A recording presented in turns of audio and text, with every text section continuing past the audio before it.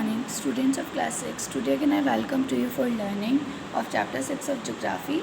In the previous video of this chapter, I have told you about the major landforms of the earth, and I also told you about the mountain. But today we discuss the plateaus. A plateau is an elevated flatland. अगर हम elevated की बात करेंगे तो elevated क्या होता है कि एक उठा हुआ पार्ट, मतलब एक कोई भी चीज़ है जो सी लेवल से तो कैसी है काफ़ी ऊंचाई पे, लेकिन जिसका ऊपर की तरफ का जो पार्ट है, the top part of that is the flat like a table. जैसे आप लोगों ने टेबल देखी, सेंटर टेबल होती है हमारे हाउस में, स्कूल में आप पढ़ते हो तो आपने देखा होगा कि पहले उसके 4 लेग्स होते हैं. 4 लेग्स के बाद में वो टेबल ऊपर से कैसे हो जाती है, बिल्कुल फ्लैट. तो जो प्लेट्यूज होते हैं वो भी कुछ स्ट्रक्चरल वाइज वैसे ही होते हैं. It is a flat top table land, इसलिए इन्हें क्या कहा जाता है, टेबल लैंड कहा जाता है, मतलब मेज कहा जाता है. Standing about the surrounding area, a plateau may have 1 और मोर साइड्स विद स्टीप स्लोप.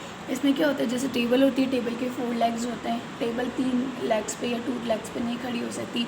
उसी तरीके से जो प्लेट्यू होते हैं वो भी किस टाइप के होते हैं कि जो नीचे से उनके लेग्स टाइप होते हैं, मतलब स्टीप चट्टानें होती हैं, पहाड़ होते हैं, और उन पहाड़ों का जो ऊपर का पार्ट होता है वो कैसा हो जाता है, फ्लैट हो जाता है.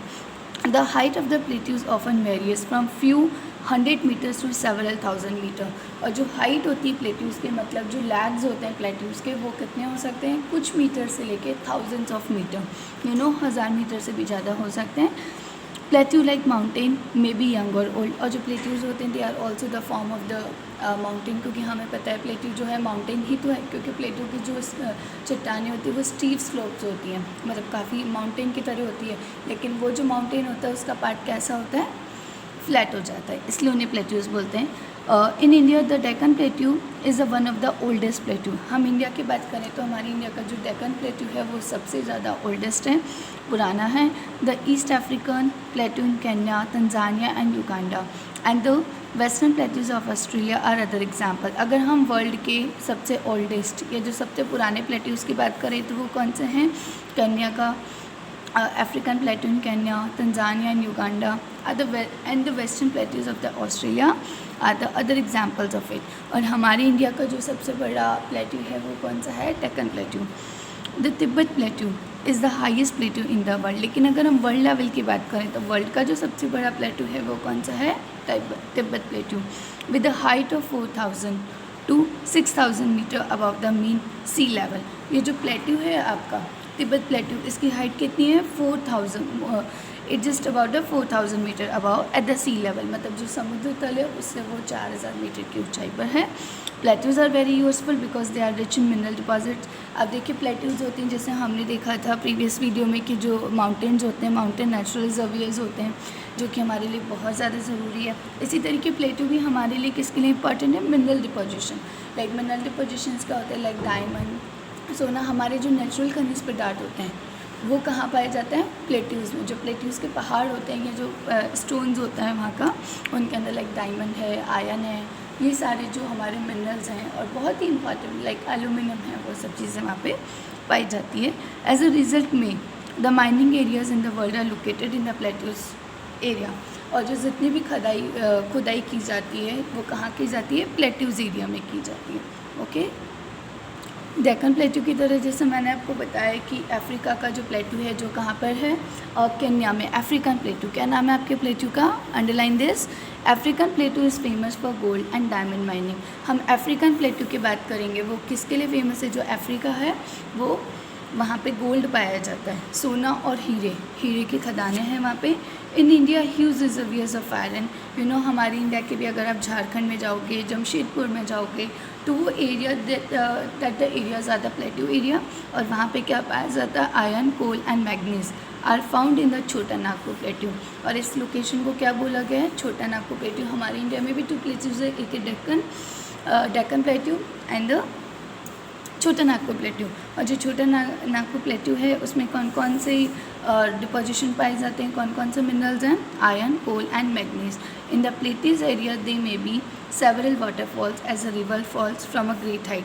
देखिए जो प्लेट्यूज एरिया होते हैं वहाँ पे बहुत सारे वाटरफॉल्स होते हैं. वाटरफॉल्स मतलब झरने भी बहते हैं, क्योंकि जो प्लेट्यूज की लोकेशन किस टाइप की होती है, कैसा स्ट्रक्चर होता है कि नीचे से पहाड़ और ऊपर से लाइट जाके फ्लैट, तो जो इस तरीके के लोकेशंस होते हैं वो काफ़ी सारी जो रिवर्स होती है उनका एक नेचुरल स्टार्टिंग पॉइंट होता है। तो इस वजह से जो प्लेट्यूज़ में जो नदियाँ होती हैं वो काफ़ी हाइट से नीचे की तरफ गिरती हैं, क्योंकि जो स्टीव्स होती हैं ऊपर जाके फ्लैट लैंड हो जाते हैं, और फ्लैट लैंड से वापस जब ज़मीन पे पानी आता है you know that it's connect to the sea level. तो इस वजह से यहाँ पे बहुत सारे बड़े बड़े जो वाटरफॉल्स हैं वो हैं। जैसे कि हम बात कर रहे हैं, as a river falls from a great height in India, the Hundru Falls in the Chota Nagpur plateau on the river Subarnarekha. कि अगर हम बात करेंगे कि हमारी इंडिया की जो सुब्रन रेखा है उस पर कौन सा फॉल है, फॉल मतलब झरना, हुंड्रू फॉल्स का। And the Jog falls in Karnataka are example of such waterfalls. और जो कर्नाटका का जो जॉग फॉल्स है, मतलब जो जॉग झरना है, वो हमेशा its annually falls of annually, मतलब ये जो आपका जॉग फॉल है वो वर्ल्ड का सबसे बड़ा झरना है अगर हम बात करें, और इंडिया में भी।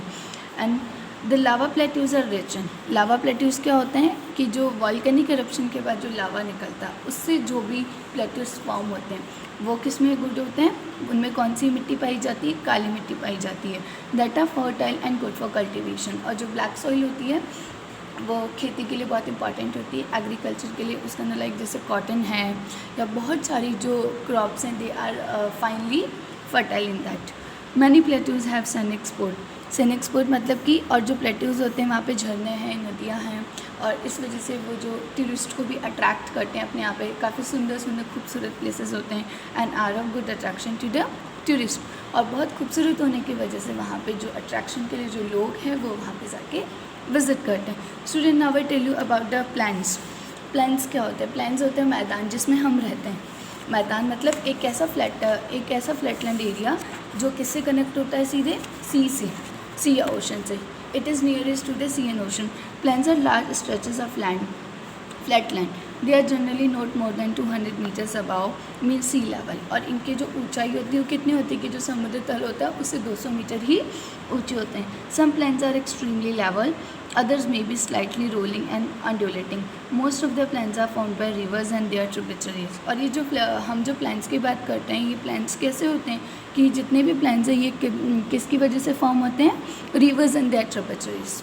मतलब जो नदियाँ होती हैं, नदियाँ अपने साथ साथ में क्या लेकर आती है? मिट्टी बहा कर लेके आती है, और इस वजह से बहुत सारा एरिया कैसा हो जाता है?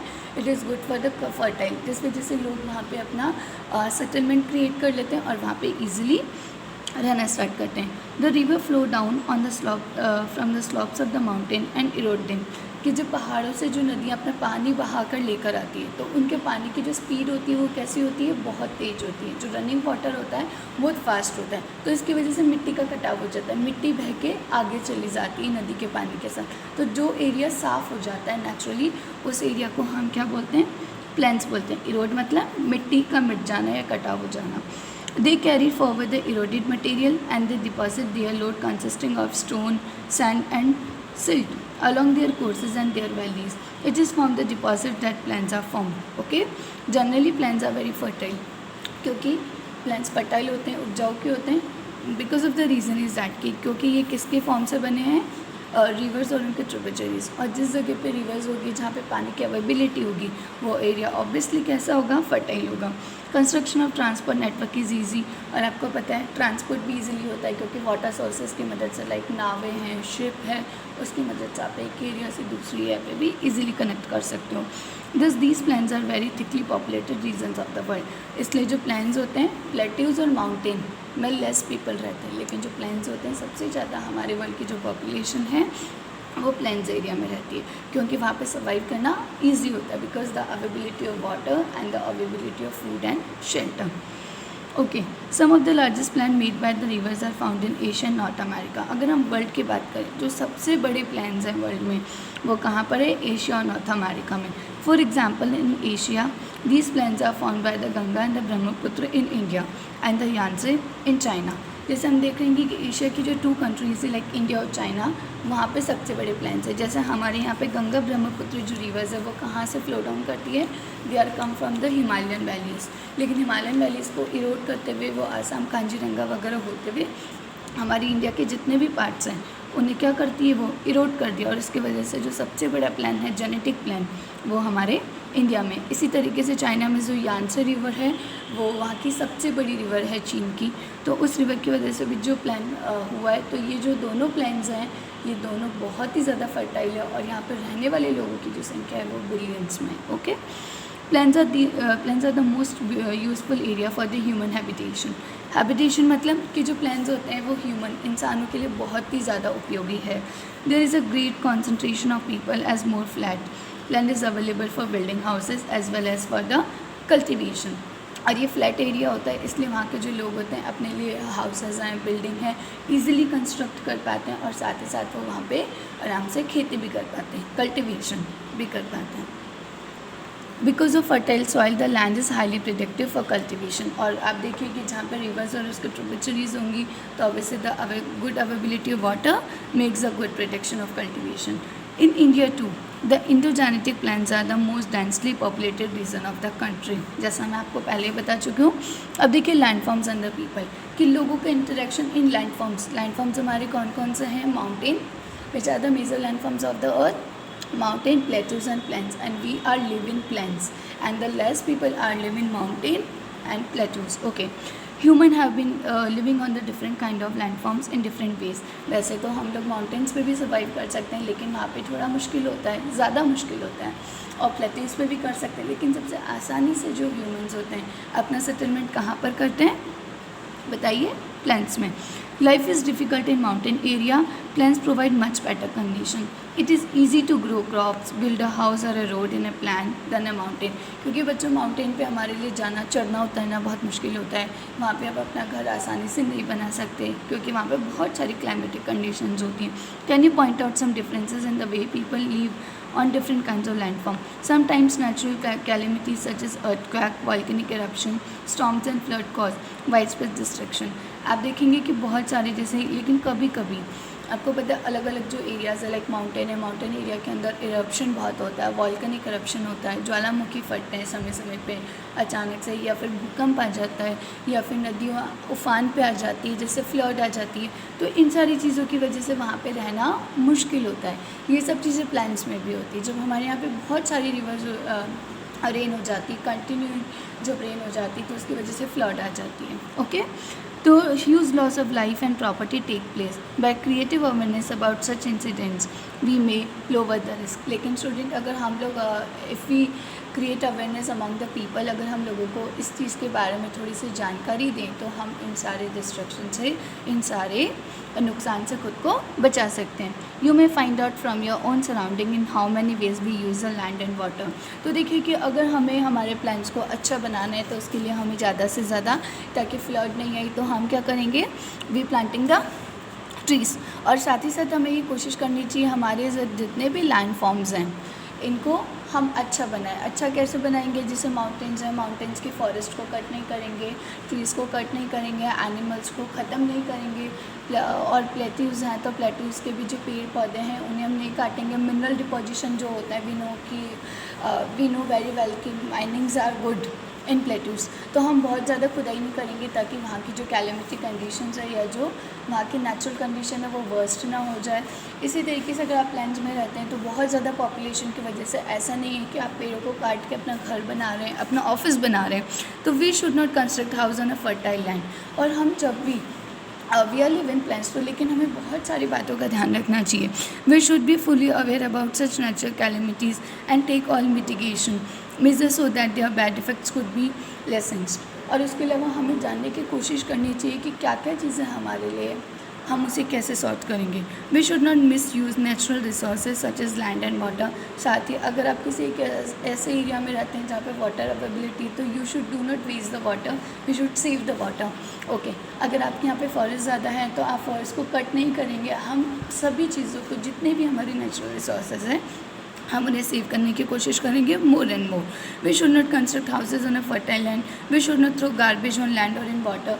अगर आप किसी रिवर की ट्रिब्यूटरीज के पास रहते हैं, आप कभी भी रिवर्स में, नदियों में, पॉन्ड में कचरा नहीं थ्रो करेंगे, गार्बेज नहीं फेंकेंगे। We should not cut trees unnecessarily, we should plant trees. और हमें ज़्यादा से ज़्यादा प्लांट्स ग्रो करने हैं। Landforms are the great gifts of the nature of human being. We should not misuse them to fulfil our selfish need. हम कभी भी अपने ज़रूरतों को पूरा करने के लिए हमारे जो नेचुरल रिसोर्सेज हैं हम उन्हें ख़त्म नहीं करेंगे। Student, I hope you understand this chapter very well. Thank you all.